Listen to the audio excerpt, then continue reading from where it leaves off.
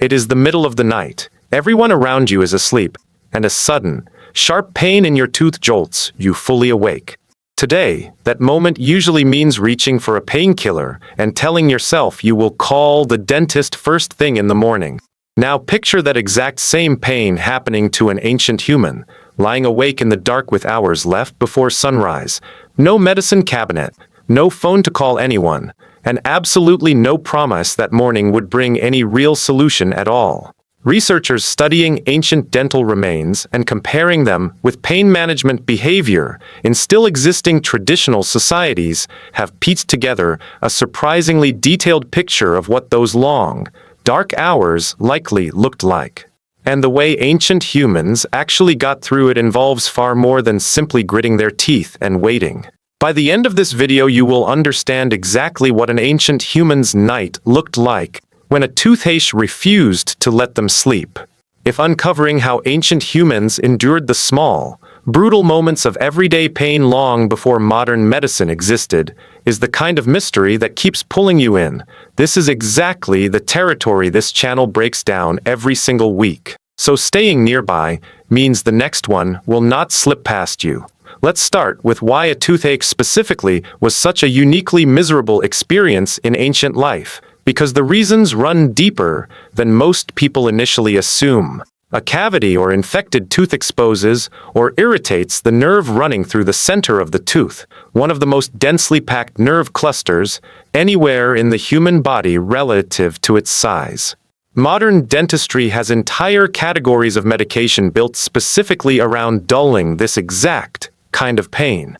Ancient humans had none of it. No numbing gel, no anti-inflammatory medication, nothing beyond whatever their own body and their environment could offer in that exact moment. So the real question becomes, lying awake at 2 in the morning with a throbbing tooth and absolute darkness outside, what did an ancient human actually do?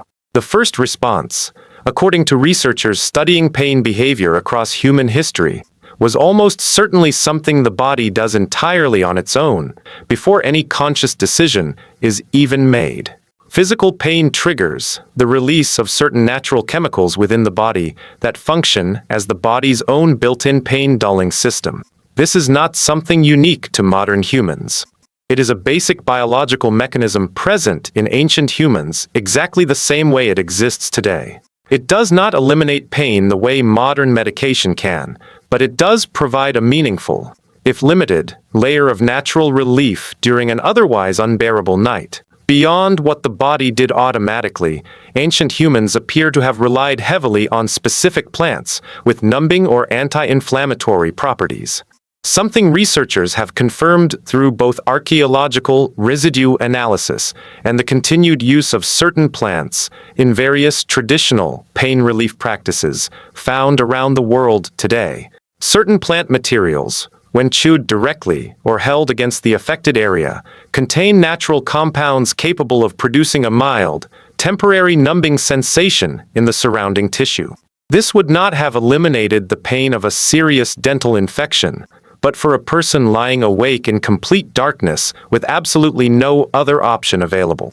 Even partial relief likely made the difference between an unbearable night and a merely miserable one. There is also a purely mental side to this endurance that researchers studying pain psychology consider just as important as any physical remedy. Focused attention and distraction are well documented, even in modern clinical research, as genuinely effective tools for reducing the perceived intensity of pain, even when the underlying physical cause remains completely unchanged. Ancient humans, lying awake through a painful night with nothing else to occupy their mind, likely relied heavily on exactly this kind of mental redirection, whether that meant quietly recalling stories, focusing intently on breathing patterns, or simply staring at the fire and letting the mind wander somewhere far away from the source of the pain. This is not a modern psychological trick invented recently. It appears to be a basic human coping mechanism that has almost certainly existed for as long as humans have experienced pain they had no way to directly treat. Here is a question worth sitting with for a moment. If you were lying awake right now with a severe toothache, hours from any kind of help, with nothing except whatever plants happen to be growing nearby, Do you think you would even know where to start? Type your honest guess in the comments, because the specific knowledge required here took generations to accumulate.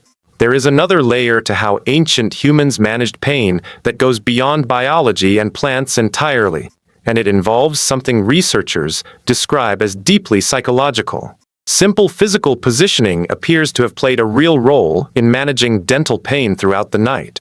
Lying flat tends to increase blood flow and pressure to the head and face, which can intensify the throbbing sensation associated with dental pain. Evidence from studying pain coping behavior in traditional societies suggests that sitting upright or resting with the head elevated using a folded hide or a simple pile of gathered material was a commonly used method for reducing that pressure and making the pain at least somewhat more tolerable through the night. It is also worth considering how this experience likely differed depending on age.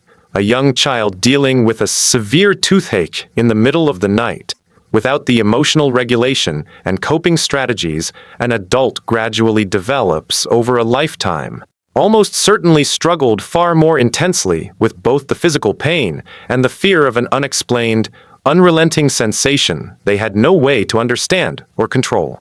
Evidence from studying caregiving behavior in traditional societies suggests that adults, particularly parents, responded to a child's nighttime distress with close physical comfort, holding the child, staying awake alongside them, and offering whatever calming presence and reassurance they could, even when there was no actual physical remedy left to offer beyond simple closeness and attention.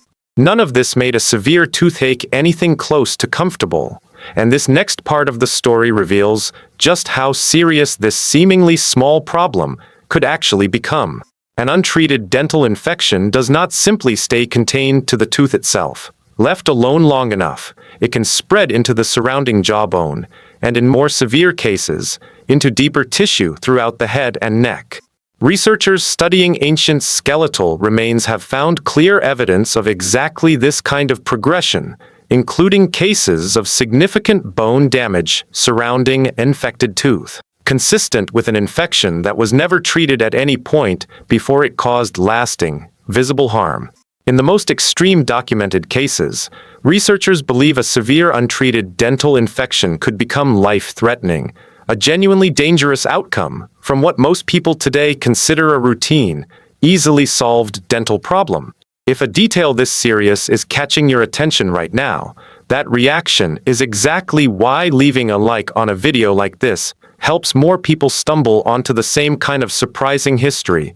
So if it is doing that for you, this is a good moment to tap it. This is likely why, according to the archaeological evidence discussed earlier in this channel, some ancient communities eventually resorted to direct intervention, using sharpened stone tools to physically address a severely decayed or infected tooth. An intensely painful but sometimes necessary act performed specifically because the alternative, letting a serious infection continue spreading unchecked, carried an even greater risk. A single sleepless, painful night was often just the beginning of a much longer struggle for someone dealing with a serious dental problem in the ancient world. There is also something worth mentioning about the social side of enduring pain through the night, because ancient humans rarely faced this completely alone.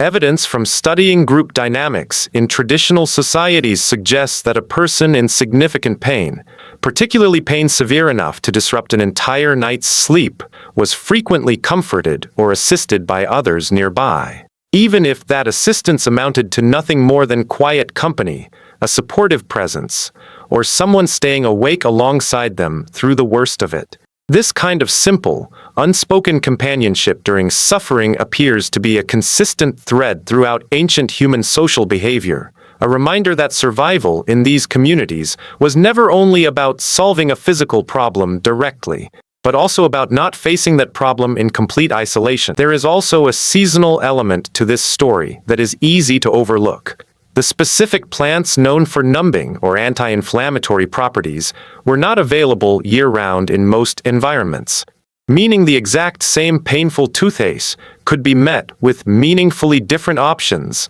depending on the time of year it happened to strike. A person suffering during a season when helpful plants were growing nearby had access to at least some form of relief. A person suffering during a lean season, when those same plants were dormant, out of reach, or simply unavailable in that particular region, likely had to rely far more heavily on natural body chemistry, positioning, mental distraction, and whatever quiet comfort other people nearby could offer, without any plant-based relief to fall back on at all. It is worth remembering, too, that ancient human experience with dental pain was never identical everywhere. Communities with access to specific plants known for numbing or anti-inflammatory properties likely endured these nights somewhat differently than communities without that same plant knowledge or access. Diet also played a role, since populations relying more heavily on softer, starchy foods after the rise of agriculture experienced significantly higher rates of cavities and dental infection compared to earlier hunter-gatherer populations, meaning the frequency of these painful nights likely varied considerably across different periods of human history and different regions of the world. So here is the real answer to the question this video opened with. Ancient humans dealt with a nighttime toothache through a combination of the body's own natural pain-dulling response, carefully chosen plants with numbing or anti-inflammatory properties passed down through generations of observation, simple positioning techniques to reduce pressure and throbbing, and, when available, the quiet comfort of not facing that long, dark night entirely alone. It was never a real solution the way modern dentistry offers one today, only a collection of small, hard-earned ways to make an unbearable night slightly more bearable, often followed by a much harder decision the next day about whether the pain had become severe enough to justify an intervention, every bit as frightening as the toothache itself. If this uncovered something you did not expect, there is another sudden, painful moment sitting right behind it that most people have never once considered from an ancient perspective. What actually happened the instant an ancient human was stung by a bee, in a world with no antihistamine, no emergency treatment, and absolutely no way to know in advance whether that single sting might turn out to be far more dangerous than it appeared? That story is coming next, and it reveals something about ancient human vulnerability that most people have never once stopped to think about.